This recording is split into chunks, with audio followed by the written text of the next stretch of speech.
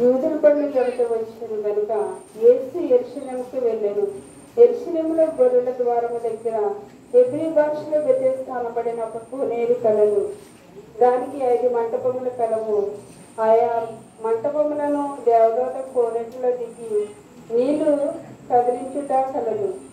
నీరు కదిలింపబడిన పిమ్మట మొదటి ఎవడు దిగునో వాడి ఎట్టి వాది గలవాడైనను బాగుపడును. గనుక ఆ మందస్థములలో కొందరు రోగులు, గురుటివారు, కుంటివారు, పోషకాల చేతులు గలవారు గుంపులుగా పడి ఉండేది. అక్కడ 38 ఏళ్ల నుండి వ్యాధి గల ఒక మనుష్యుడుండెను.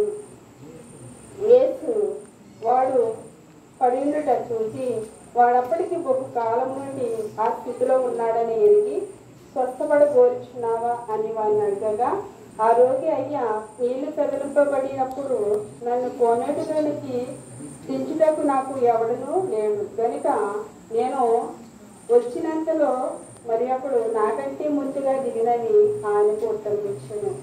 యేసు, నువ్వు లేచి నీ పరుపెత్తికి నడుమని వారితో చెప్పగా వెంటనే వాడు స్వస్థత నుండి తన పరుపెత్తికి నడిచాను. శాంతం గారు సాక్ష్యం చెప్తారు.